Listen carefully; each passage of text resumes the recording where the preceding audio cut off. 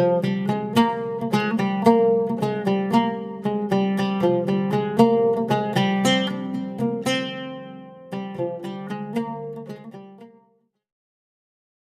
ini kurang berfokus pada tampilan video, namun berfokus pada materi yang akan disampaikan.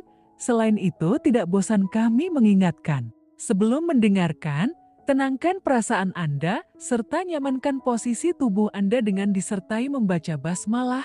Selamat mendengarkan. Nah, asumsi-asumsinya. Kalau di Risalah Ladunia, berarti ilmu laduni itu ilmu yang dilimpahi oleh Allah. Berarti dia berasal dari luar diri yang dimasukkan ke dalam diri. Asumsi yang kedua, usahanya bukan usaha insani, tapi usaha ilahi. Karena dikasih, maka manusia bukan mencari ilmunya, tapi menyiapkan dirinya agar layak untuk dikasih. Jadi untuk dapat ilmu laduni itu tidak bisa ditransfer. Tidak bisa, kamu tak transfer ilmu laduni itu tidak bisa. Kenapa? Karena syaratnya adalah kita menyiapkan diri kita agar layak ditransfer oleh Allah. Makanya syaratnya ya nanti ada mujahadah, pembersihan diri, dan seterusnya. Yang ketiga, ilmu laduni itu isinya apa, muatannya apa, tergantung yang ngasih. Jadi maka jangan heran kadang-kadang orang tidak ngerti apa-apa tiba-tiba bisa ngomong apa. Ada wali yang tiba-tiba bisa ngomong bahasa Inggris meskipun tidak pernah kursus bahasa Inggris. Ya mungkin bisa. Kalau itu memang laduni, dilimpahi Allah kemampuan bisa ngomong bahasa Inggris. Kalau Allah sayang padamu, pas mau tes TOEFL itu kamu dikasih laduni bahasa Inggris. Ya, jadi kalau pas butuh, pas dapat. Nah itu laduni, tergantung Allah yang ngasih. Ya mungkin saja kalau Allah mau. Cuma syaratnya pasti tidak simpel, apa pembersihan jiwa. Dan Allah yang tahu apa butuh kita. Allah akan ngasih sesuai yang Allah ketahui tentang kita, yang Allah inginkan atas diri kita. Nah itu laduni.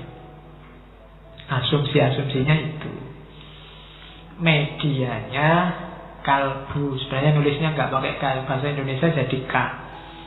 Harusnya pakai Q, kolbu. Cuma kelihatannya di Indonesia kan jadi kalbu. Kalau kalbun bahasa Arab, iya, jadi jelek. Makanya ada lagu yang judulnya Bahasa Kalbu. Itu kalau diterjemah jadi jelek. Itu kan bahasanya kalb.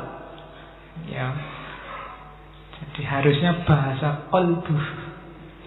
Cuma tidak baku pakainya kalbu. Jadi tadi dilimpahkan ke dalam jiwa, medianya kolbu. Kolb. Maka yang tadi harus jiwa bagian mana yang harus dibersihkan? Itu kolbunya, hatinya. Jangan salah, kalau kita berpikir yang jelek-jelek, yang jahat-jahat, itu yang kotor kolbu kita. Kalau kita melakukan maksiat, yang melakukan tindakan fisiknya, yang kotor kolbunya. Karena efeknya ke dalam. Makanya ada orang bilang jangan suka jahat, jangan suka maki-maki, nanti hatimu yang kotor. Kalau kamu maki-maki orang, jangan dikira yang rusak dia yang kamu maki-maki, tapi kamu yang maki-maki. Kenapa? Hatimu. Semakin banyak kekeliruan, kesalahan, semakin gelap hati kita. Nah itu, padahal dari situlah Allah berhubungan dengan kita. Jadi kolbu harus bening, harus jernih. Karena di tempat itulah Allah mencahayai hidup kita dengan ilmu dan pengetahuan. Nah, selanjutnya, kalau di Risalah Laduniyah, caranya mendapat ilmu laduni ada 3. Yang pertama jelas tadi, dianugerahi oleh Allah. Ya, meskipun rumusnya harus membersihkan jiwa, dalam kasus tertentu mungkin ada orang yang biasa-biasa. Mungkin dia cenderung jahat, tapi Allah ingin menolongnya, menghadiahinya dengan hidayah. Akhirnya dia bisa melihat hidayah. Kalau ini memang hadiah dari Allah. Cuma tidak sembarangan orang dapat ini. Tidak usah nunggu, makanya orang nunggu hidayah. Saya nunggu hidayah saja Pak besok. Tidak usah ditunggu. Kamu yang berusaha membersihkan dirimu, nanti hidayah datang. Kecuali dalam kasus khusus yang Allah menghendaki, ya hidayah datang pada orang tertentu yang padahal dia ini jahatnya luar biasa, rusaknya luar biasa. Mungkin ada orang tertentu begitu. Jadi ini memang murni hadiah dari Allah yang pertama. Sebelum lanjut, jangan lupa dukung channel ini dengan cara like, komen, dan subscribe. Selamat mendengarkan kembali. Ada jenis kedua. Kalau yang ini tadi, yang riyadhah, mujahadah, muraqabah, mendekatkan diri pada Allah. Ini yang pakai usaha. Di Risalah dikutip 2 hadis. Saya tidak tahu sahih dhaifnya, mahasiswa hadis yang ngecek.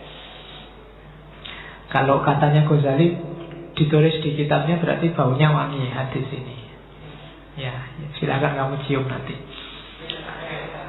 Man amila bima alima aurasahullahu ilman malam ya'lam.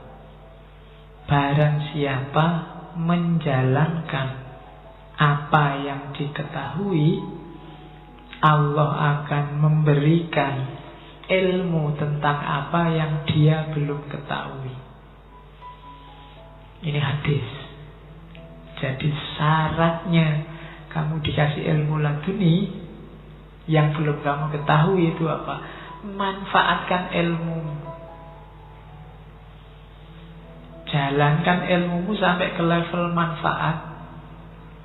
Nanti Allah akan nambah ilmu. Makanya ustadz, guru itu rasanya kok pinter terus ya. Allah ngasih anugerah terus, ilmunya manfaat. Dijalankan. Kalian mungkin bukan ustadz, bukan guru, tapi manfaatkan ilmumu untuk hidupmu. Nanti aurasahullahu ilman malam ya'lam. Kalau ini mujahadah yang lain lagi. Man ahlasallaha arba'ina sobahan azharallahu ta'ala ya nabi al-hikmah min qalbihi ala lisanihi. Barang siapa yang ikhlas kepada Allah 40 subuh, 40 hari berarti, maka Allah akan menampilkan, menunjukkan sumber-sumber hikmah dari hatinya pada lisannya. Oh, itu silakan kamu kaji hadis ini. Barang siapa yang bisa konsisten ikhlas. Ikhlas itu berarti segala amalnya hanya untuk Allah, tidak mengeluh apapun keputusan Allah. 40 hari saja itu mungkin angka itu untuk menunjukkan bahwa kita serius, konsisten, selalu ikhlas kepada Allah. Maka Allah akan memberikan hikmah dalam hati kita yang nanti akan tampil dalam lisan kita.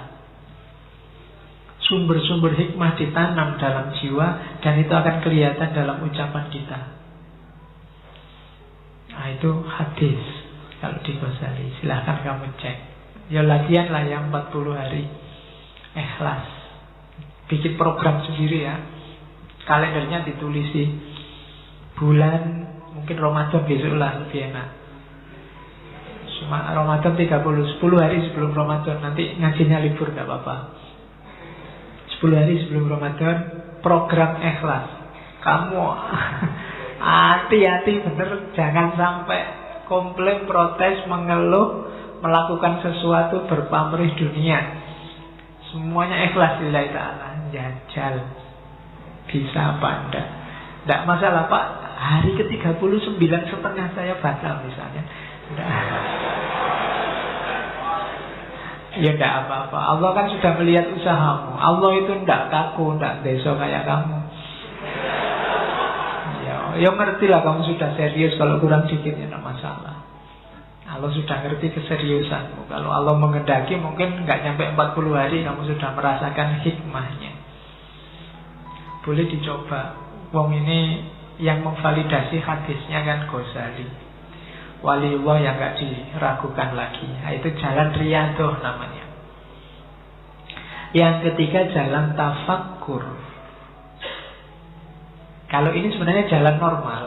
Kalau kita belajar serius normal pakai akal, tidak masalah. Kayak gini nih gak masalah, kayak belajar biasa. Tapi yang serius, memang gairah mencari ilmunya luar biasa. Thalabil ilmi ya tetap lillahi ta'ala. Nanti Allah akan membukakan pintu-pintu kegaiban. Kalau bahasanya Ghazali, keseriusan kita akan dibantu oleh Allah. Ini yang seperti saya bilang tadi. Wong kita belajar insani pun ilmunya kan juga dari Allah. Jadi yang ketiga tafakkur. Ayo belajar. Kita belajarnya satu halaman, hasilnya bisa berhalaman-halaman. Dari mana? Dari Allah. Kita membacanya cuma satu buku, mungkin hasilnya bisa lebih banyak dari itu. Dari mana? Dari Allah. Kenapa Allah ngasih? Karena kesungguhan kita belajar. Padahal kita baca cuma satu baris, tapi inspirasi dari satu baris ini luar biasa banyak. Wah, berarti hubungannya sama itu, sama ini. Wawasan kita jadi luas hanya karena satu baris ini. Dari mana asalnya? Dari Allah. Karena Allah tahu kesungguhan kita. Itu jenis laduni juga. Jadi laduni itu bisa dikejar lewat 3 jalur. Hadiah murni dari Allah. Cuma kalau ini tidak bisa diprediksi, nggak bisa diukur. Yang bisa diukur yang kedua, riyadhah kita, usaha kita memang untuk nyari. Atau yang ketiga ya kita belajar saja, tafakkur seperti biasa, cuma serius, ikhlas lillahi ta'ala. Nanti Allah menyambut kita. Itu 3 cara. Terima kasih Anda telah menonton video ini hingga akhir. Semoga video ini bermanfaat untuk kita semua. Semoga kita juga selalu dalam ampunan Allah Azza wa Jalla. Sampai bertemu di video selanjutnya.